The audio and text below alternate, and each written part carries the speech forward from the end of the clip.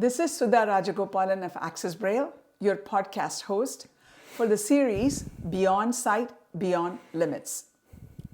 Today we have Nikki Dadlani as our guest. He is a recent UC Berkeley graduate majoring in political science.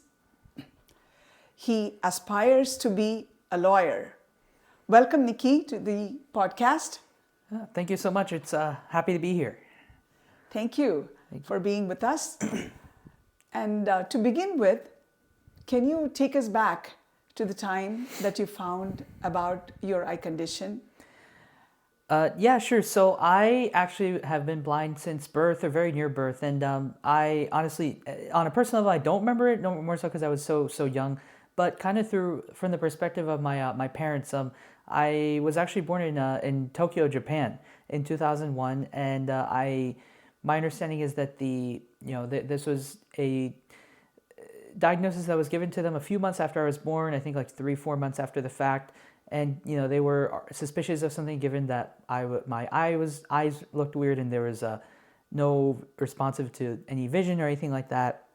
When I got the diagnosis, they were understandably quite shaken, as is common. But then also they heard from some, my father is into the businessman. He's into some the finance industry, and he heard a lot from some other of his associates and other people who were around about how, just because their son was blind, aka me, like there was still much in terms of opportunity, in terms of things I still could do, and it may be worth, given also the medical establishment in Japan is not quite very friendly actually towards people with disabilities or people with blindness, and they didn't seem to be very forward-thinking in terms of what medical treatment, if any, could be done to, at the time I still had eyes, to keep the condition under control or to mitigate any other side effects. So those associates kind of told him to consider options in the US for treatment, and that's kind of how my journey here started. But I would say that my reaction was not, I don't remember it just because I was so young. Yes. And here we are from that. Yeah, and what is the eye condition? I'm not too familiar with all the parameters of the eye condition, but it's called I think it's FEVR. Essentially, it's a issue with the optic nerves, as I remember. Okay. Yeah. All right. And so you have actually moved to the US. Correct. And then you went through some more treatment. Yes. So I went through some treatment in 2002, 2003, and during that time we also started looking at what the education system here in the U.S. was like, and I'm sure we'll get into this more in the recording here. But there's obviously many issues with the educational system. But one of the biggest things that we had here was with mainstreaming the students in the classroom, aka in the regular schools, which is something that did not happen almost ever in the Asian system. But I moved to the U.S. in 2004 at age about 3, and I continued the treatment there after that. Okay, thank you. Yeah. And so after that, but you went to preschool, or kind of take us through your journey of your education. Yeah, so I started off it was preschool when I moved over here to the U.S. in 2004. This was back when I was in Hawaii, actually, from there. Oh, okay. And Hawaii actually had a pretty big Japanese community in it, which is why my mom in particular, who's Japanese, was really okay with it to get started with. And I did preschool, and from, I think about end of preschool, started kindergarten, I started to learn Braille from one of the teachers of the visually impaired there. And then over time I used that and then learned more about assistive technology, both from Braille note takers, computers. I went through elementary school until 4th grade. I was in Hawaii. And just as a side note, actually in 4th grade, I started experiencing some extra additional eye pain again. I'm not sure what the cause of that was or anything like this, but then decision was made to have my eyes actually removed. So I don't have any actual real eyeballs anymore at this point. There are prosthetics, and so that's been kind of mitigated. And then so I moved to the San Francisco Bay Area in 2012 during my 5th grade. And then at that point, I finished elementary school there, and then did my middle school and high school on the peninsula near San Francisco. And then from there went off to college, and then graduated from Berkeley recently. Yeah, so I'm going to take you back to your school days. Sure. So when you moved from Hawaii to the Bay Area, you were part of the mainstream school again? Yes. Yeah, and so I remember like when I lost my vision was around 2011. Yeah. So at that time, I know the technology voiceover was big. So were you still reading in Braille, or were you using assistive technologies for your day-to-day materials? Yeah, I was reading Braille. I did a lot of Braille, both hard copy Braille and also using the Braille note taker, the Braille note back then as well, quite a bit. But also did use some assistive technology. The instructors there were encouraging me more and more to use the computer to do certain tasks, especially when going online and doing research on the internet or looking things up online, sending email, all those kind of great things. But I still used a lot of Braille, especially on the Braille note taker. Yeah, for your exams, were you using the computers, or you were? It was very class dependent. I think for most exams, I still used the Braille note and either emailed the exam from there or had it printed out. Okay, so you didn't have a scribe system. No, I did not. Okay. And how did you navigate to your school in terms of, did you use a cane or? I used a cane. I got driven to school, right? Okay, But I okay. did use a cane, and I also, used. Actually, when I was in elementary school, it was just a cane, no other mobility devices or anything like that. Yeah, but when you went to middle school, did you use something else? No, but I started learning more about like GPS. Yes. And using it both. The Braille note taker I used back then also had a GPS system in it.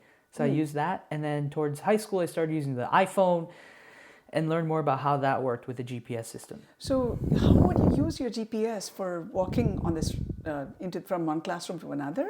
I didn't really use it for classroom to classroom. Okay. It was not very accurate, to be honest with you, in that kind of a setting, just because there's just many walls and all those kind of things. Yeah. But I just learned more and more how to use it in terms of outside school.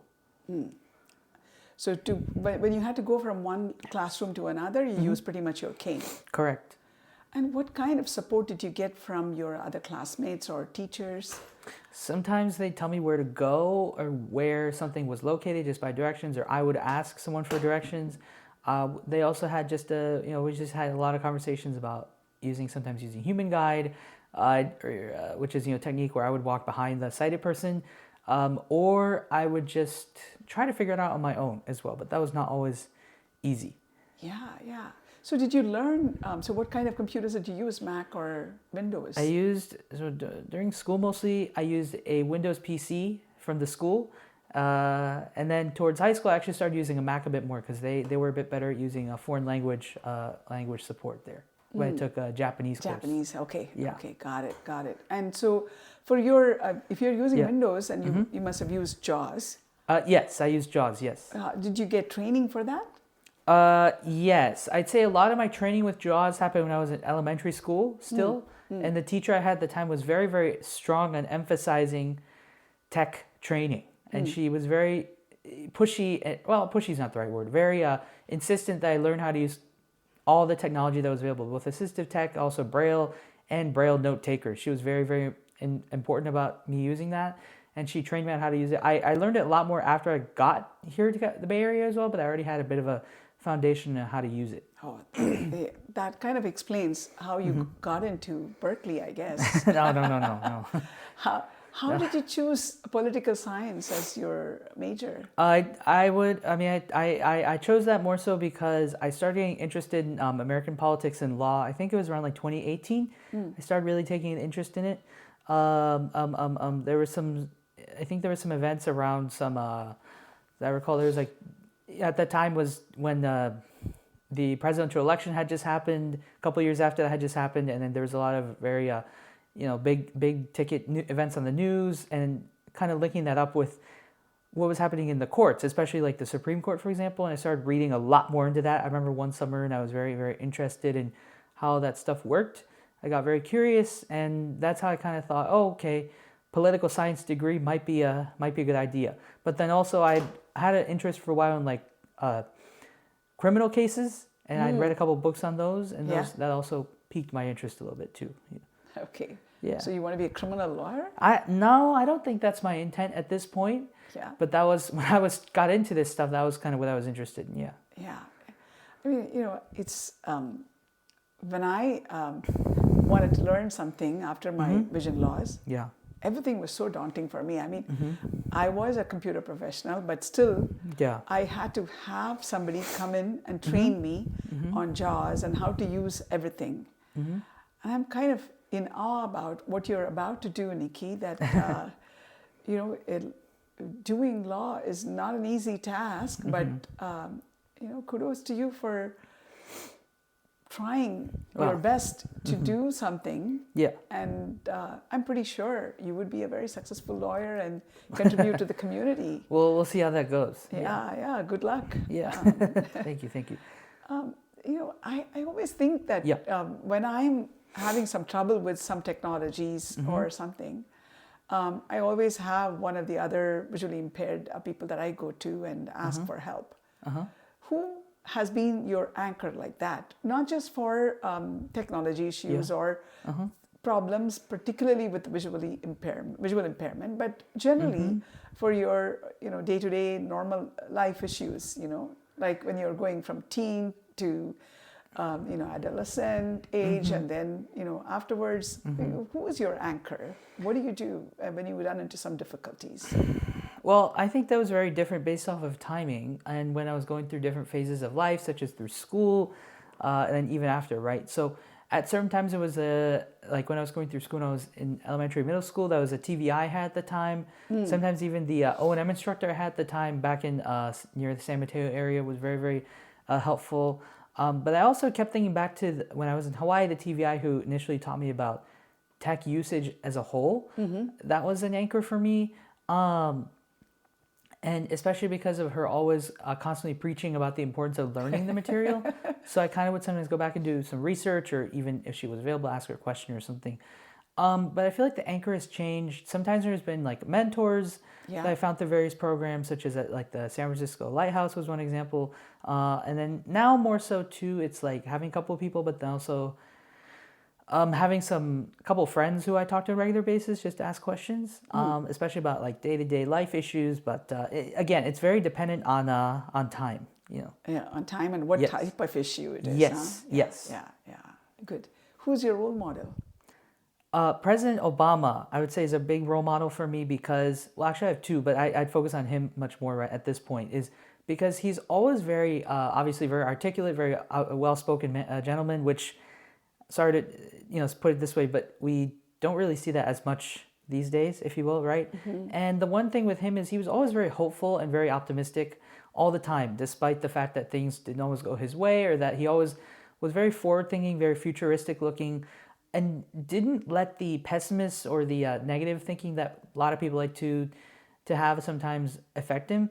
And so that's something that I really, really took away. And I really was inspired by the fact that he was always looking forward and was always very practical. He always was an idealistic person, but also understood the constraints of what could be done and didn't purely think about, well, if we can't do this, then there's no point in doing anything at all. Or like it, he wasn't all about a quote unquote all or nothing type approach. And so that's something that I really was inspired by. And I do think we need more of those kind of optimistic, hopeful, yet practical type people in our dialogue and our discourse, media, whatever you call it. Yeah. And I really do respect that a lot. In terms of another like role model is actually, well, I kind of mentioned I was into the law earlier, right? And so some of the justices on the Supreme Court, for example, are very much role models. And one of the ones that currently stands as a role model very much is the Chief Justice, John Roberts. And the reason why I say that is because he's someone who I don't always agree with on what he decides, but he has this constant conviction about the idea of respect and institutionality for a system of government. I think that's something that's very important for people to, even if they don't agree with the result that happens, for them to still respect the way in which a decision was made, or that a decision was made in good faith. And I believe that he cares about that very, very, very much. There's been a lot of forces right now in our politics or in our government or even in our schools or whatever have you that seek to go past our institutions or to say that they've been ineffective or to really push the envelope of what could be done or to some extent abuse our rules or to forget about our traditions. And I think he is somebody who, from his position of leadership, has always been emphasizing the importance of that and trying to maintain some sense of legitimacy to the courts and to that branch of the government. I think the reason why I say that's a role model is because that to me is very important is even like just having the understanding that they reached a decision in a good faith basis or like something that happened was done for a understandable, justifiable reason, even though you may not always agree. Yeah, I think it's that's disagree and commit, they say, right? In the corporate world, yeah. Right, yeah. So Nikki, I don't know how you feel. I feel like it's a big Herculean task. To me, it seems like when you want to be studying for law, I want to know what kind of support system do you have? Yeah. So, I mean, there's a lot of lawyers who are also blind. One of the places where I found other attorneys is through the National Association of Blind Lawyers, who is a division of the NFB, National Federation of the Blind, actually. But beyond that, there's a whole, and they practice a whole lot of different types of law, mainly more so focusing on the disability and civil rights areas. Yeah. But there's also a lot of students who I know who are in law school or studying for law school right now, who are interested in it as a career path. So that's kind of where I'm thinking about it from as well. And then in terms of supports too within the Bay Area, there's a lot of attorneys here who don't necessarily do the disability civil rights work, which I respect, and who are kind of more working on their own path here. Some of those I've met, for example, there's one person that I remember through who lives in the San Francisco area, who's kind of recently retired, who I'm intending to talk to at some point soon. There's so many different people who can be a support system, and so I think it's just from a whole lot of different areas. Yeah, good. And all your material is accessible? Yes, for the most part, yeah. Okay, and when it's not accessible, then what do you do? Well, I think there's a lot of ways in which you could try to make it so. So, for example, if it's a PDF, you can try to scan it on the computer or put it through like an OCR tool, for example, which is basically try to convert into text, or excuse me, in certain limited cases, have somebody look at it for you who has vision. But also, there's like obviously AI tools now as well that help you a lot more with that stuff too. Okay, good. What kind of AI tools are you using in general? I don't use too much AI as much. In some ways, I use, for example, like Be My Eyes, which is a tool that is more so used for getting assistance, both Be My Eyes through the human help. Can you talk a little bit more about Be My Eyes? But our viewers may not know. Sure. Be My Eyes is basically a service that was launched maybe about 10 years ago, a bit earlier than that, where sighted volunteers can talk to blind people and use the camera on their phone, or actually now even the Meta glasses as well, to talk to people about what they need help with most, and essentially be a set of eyes for tasks around the house or in the community, things like that for blind people. But then also recently they introduced a new AI concept where an AI chatbot that's hooked up to ChatGPT within Be My Eyes app can also answer questions or look at things visually, look at photos, read the text out of photos. Now that's also useful too with the Meta glasses and a few other tools as well. And Be My Eyes is always expanding its AI footprint. It's a free service, and if you are sighted, feel free to sign up as a volunteer. And sometimes you'll get a call from a blind person random person who needs your help. Yeah, so I actually have my own Be My Eyes network. I have a set of friends. Nice. So for today, what I'm wearing, I actually matched up using Meta glasses. Nice. But then I wanted to make sure that somebody sighted took a look at it. Yeah. And so one of my Be My Eyes network personnel helped me out. Nice. Yeah. Nice. I know. I'm excited about using Meta glasses. They're great. For definitely pairing up things and things like that. Yeah. So, but I remember that when we had a conversation last time, you were saying that you're using Meta glasses to even navigate when you're going to unfamiliar places. I use it for a little bit of extra information if I'm walking through, like, say, a mall or like a street or something. like a sidewalk, just ask it, what do you see around, or if you see any names of stores nearby or something like this, just to have some more understanding of what's there. And I think that's very helpful sometimes, just getting more of a sense of what the area looks like, what the shape of the area is like, and what shops are nearby, sometimes without needing to really ask for help, Yeah. But I would also say it doesn't really replace any cane or anything else like that at all, Right. It's a supplementary. Yes, supplementary. Yeah. Yeah, tool. Yeah. But I mean, that's exactly what I feel. Because I mean, sometimes I get some answers, but I want to check Absolutely with a sighted person to make sure that it's saying something right. Yeah. Yeah. But I love all these technologies, and I'm glad that in spite of all these technologies, your TVI, the teacher for visually impaired, insisted on you learning Braille. Yeah. And because I have not learned Braille, and I know that there are a lot of times when it would be very, very handy for me. But there'll be a time probably I will learn it. I'm sure. Yeah. And with all the AI help that we would get, we would probably get to it. I would get to it at some point in time. So can you talk about a turning point in your life, Nikki? Yeah. I'd say a turning point was actually when a couple of years ago, when I was accepted to Berkeley as a student, transfer student actually. So I transferred from a community college. When I got accepted to Berkeley, was very much a turning point for me, because it really showed me, well, I mean, not just like, oh, you can do whatever you'd like to, but more so importantly, how much challenges there lay ahead, and how not easy life was going to be, if you know what I mean, to some extent, and how putting in some hard work was really necessary. And going to Berkeley was really a turning point, because for the first time I was living on my own. Obviously I had roommates and things. I was living in a dorm, but it's a lot different type of environment. It was very difficult in some ways to transition in, and also just having to make your own schedule for the most part, not being directed by other people to do what you needed to do. All these different things were there, and it was difficult, but also somewhat invigorating. I met a lot of great people at the college, and I really enjoyed my time there. And now that I've left, it really is a time that I will remember quite a bit. Yeah, it must have been daunting in the beginning for you to have gotten adjusted to the whole environment, right? Yeah. Yeah, because when I'm going into an unfamiliar place, there's butterflies in my stomach at some point in time. Yeah, right. Yeah. But that's what probably gave you a lot more confidence as well now, right? Yes.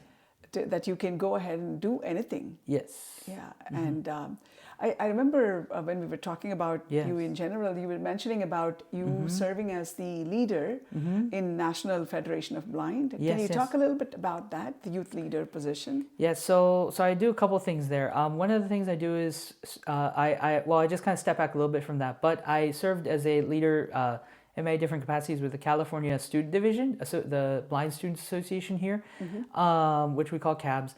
And it's a group that's focused on blind students throughout the state of California. We want to bring in students who are in high school or in college, who just want to have a community, who want to join together to have some fun, have some leadership experience. Perhaps we do a couple fundraisers to send students to our in-person events or the conventions that the NFB holds. We also have a lot of fun calls, whether they be more game-centered or more informative about, say, for example, getting admitted to college or working through finding a job or internship, et cetera, et cetera. And I've been doing that with a few friends of mine since about 2020, actually. And it's really been a very rewarding experience. And then the other thing, too, is I have been more since 2023 involved in the National Student Division, which is on the nationwide basis with a group of students who is kind of doing somewhat similar work, but more on a much larger national scale, which is very important in the sense of spreading our message about mentorship, about being able to work together to have leadership opportunities. Again, do these big fundraisers so students can be sent to various more regional events that we have, or our once a year national convention and other seminars that the NFB hosts. And also just getting the opportunity to meet fellow students who are very motivated and very interested in learning and serving their community. And I think that's it's been very empowering and very rewarding too. Yeah, I could believe that because, just talking to you, I felt that, okay, here's, a young man who is wanting to do law with knowing that it was going to be difficult, Yeah. right? You're going to face all challenges. Yeah. And I'm like, okay, what am I doing with my time? You inspired me to do Yeah. something better with my time. So networking is very, very essential, I feel, Yes. in order for you to be inspired by Yeah. other people, right? Yeah. Yeah. Very, very nice that you're taking the time to give back to the community by mentoring other people and attending these forums where you're able to inspire other people. Nikki, very good job. Yeah. So, if we have unlimited resources in terms of money, in terms of human resources, or the brightest minds, or AI, whatever, if you have unlimited of that, and if you would want to do something for the visually impaired and blind community, what would be that? Yeah. So one of the biggest problems that we have right now is a shortage of TVIs, and by extension comes with a whole lot of other issues. For example, students when they're young not being able to learn their assistive technology in the right way that they should, or not being able to learn Braille in the way that they should, and them having to resort to, using even the smallest amount of vision that they have left over to complete their tasks, or to rely on sighted people to do their work for them or help them do their work or something. And that's a serious problem. I grew up here in the Bay Area and was very lucky to have some of the services I did. And even back in Hawaii, the TVI who I had there, who I mentioned a couple times, is someone who grew up in the School for the Blind here in California, a couple other places, and understood the need for very strong instruction. But I'd say about the idea of unlimited resources, and if I could help with something or want to contribute in some way, or if we could ideally, it would be to really increase the number of TVIs, emphasize the importance of teaching assistive technology from the youngest age possible, having the resources to bring the assistive technology, as you may know, I don't know if this has been discussed here, the technology that the blind students need, or even adults too, is very expensive. And the schools very much lack the budgets, or the agencies lack the budgets to purchase the right technology. For example, JAWS could be like more than $1,000 sometimes, or the Braille note takers and the Braille devices are several $1,000s, and they need to be upgraded every few years, for example, right? And all these things, essentially, is a big network that's needed, like from the TVIs, for them actually knowing how to use technology as if they would use it themselves, not just from like a manual or a book, having the resources to get the technology into the students' hands, motivating the students in order to use it on a daily basis, not just as a chore when they have to use it from a young age. And obviously I'm not into the brain science at all, but I do know it's very critical. So when you learn something from very early on in your life, it's much more ingrained in how you execute later on, right? And so that's really what I'd want to focus on. It's critical that students, professionals, teachers, even parents too, get involved in teaching students the assistive tech, but also teaching Braille. Braille is very important, and just because we have all this technology and it's always evolving, we shouldn't forget about how important it is to learn Braille. Some have said, oh, it's not as necessary anymore, we don't need it. I very much disagree with that. I think there's something to be said for... Well, because there's something to be said for feeling the characters that you read, or being in contact with the words that you're reading, and be able to spell out a word or a phrase, or learning your reading comprehension convention skills. If you're listening to something only, you hear just snapshots. You hear the words, but you skip over the details. If there's a comma, if there's a punctuation mark, you can obviously set it up, but it takes longer, So I think having Braille, being able to read quietly, silently, with your agency intact, if you will, is very important. And so just, again, this whole network of learning from a young age, tech, computers, Braille, having the resources to get it into the students' hands. And also, I would say this is the last point too, and something I've been learning a lot more in the last few years is a lot of our students aren't blind from the youngest ages. Many students I know become blind in their middle school years or even their high school years. And we need to focus a lot more and very much emphasize strongly the importance of learning these skills and emphasizing it very much. And I know that's a much, much harder task because there's a lot of issues with, the brain science is different. The way that they learn is different. The way they're adjusting is different, and the way that their motivation could be different. But it's important that we put all the effort and the care, really, if you will, into helping them learn it. And so I would want to emphasize that, because really important for everyone's future, I guess. You know. So, so you would basically, I'm just kind of Yeah. rephrasing whatever you're saying. So you're saying that we should definitely have as many teachers for the visually impaired. Yes. So that yes. every single student gets the Braille education, Yes. gets the assistive technologies, Correct. Yes. and all the devices that they need Yeah. in order for them to be successful. Yes. And that should be done in the formative years so Yes. that they are set for success Yeah. throughout their life. Yeah, it makes sense to me. Yeah.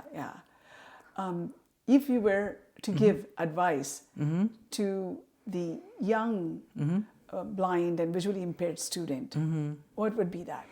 I kind of know what you're going to say, but yeah. Well, no, so it's interesting in that sense because I remember back in first grade, I got very frustrated when my TVI would give me Braille homework after school because so basically the other kids would get homework in spelling and a bit of reading to do, and I get all this extra work, and I got very frustrated because I just wanted to do other things or not worry about it, and I'd always have to do the extra Braille homework every day.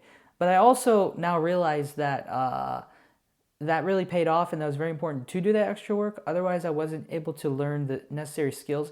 So I guess my advice is that when you're very young is to really embrace your instruction and what your TVIs are telling you to do, but also try to have a bit of fun with it and make it more creative so that you can embrace it in the own way that you can and you can find your own interest in it. But don't try not to walk away from it because it is important for you to learn the Braille skills, and be communicative and talk to your TVIs or your parents or whoever it is that's really helping you through it, and make sure that you get what you can out of your education. Yeah, there's absolutely no substitute for hard work. No, huh? yeah, and the formative years, if you work hard, it will go a long way. Yeah, I guess. So I mean, I understand that Yeah. because when I'm learning now something, like if I have to go to Excel and learn how to do it with JAWS, it takes up so much time and memory before I could become an expert. But if you're doing it in your younger years, it will stay with you for a long time. Yes, very true. Yeah. I think we're almost coming to an end of our podcast, Nikki. But is there anything that you would want to share with the viewers? Some fun moment, something that would kind of give them a glimpse into a life of a visually impaired and blind? Well, I mean, I just simply say that part of this is being as independent and free thinking as possible, I guess, if you know what I mean. And that's really the best way that you can really, I would say, live your life to its fullest and have fun in the process and while growing and learning still.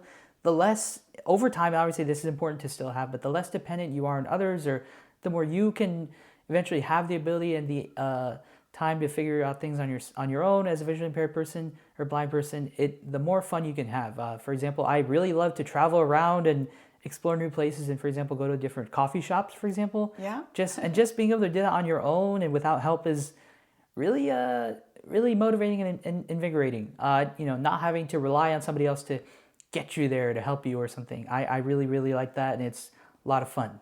Yeah, no, I agree with you. When I'm able to do something on my own without taking the help from other people, it definitely feels so liberating. Yeah. Having said that, though, I also believe in interdependence. Of course, absolutely. It's one thing to say that we all want to be independent, but truly, who is independent on earth, right? So we're all interdependent, and I'm very, very thankful for the community that you have, Nikki, the community we have, that both sighted and the visually impaired, that support us all the time, so that we feel confident about what we are doing, and we're able to soar high. And all the very best to you, Nikki, in all your endeavors. And may all your dreams come true. And we are here to support you in any way we can as you are pursuing your law degree. If you want somebody to record whatever you need, we are here. We have quite a number of sighted people. And I'm pretty sure after viewing this podcast, there will be more people who will be rooting for you. All the very best, Nikki. Thank you so much. Thank you for your time here. And I want to give a big shout out to our production engineer, Ram Kumar here. And we've had support from Shankar Venkatraman on the audio, lighting, and video. So thanks to him as well. And there's definitely a lot more people that are behind the scene that are helping in order for this podcast to be successful. And dear viewers and listeners, if you are interested in being part of this huge community to support the visually impaired and the blind people, please go to www.accessbraille.org, and you could see all the activities that we are doing there, and you could subscribe to our YouTube channel so that you could listen to more podcasts that are coming up in this series. And thank you so much for your time. Yep. Until next time,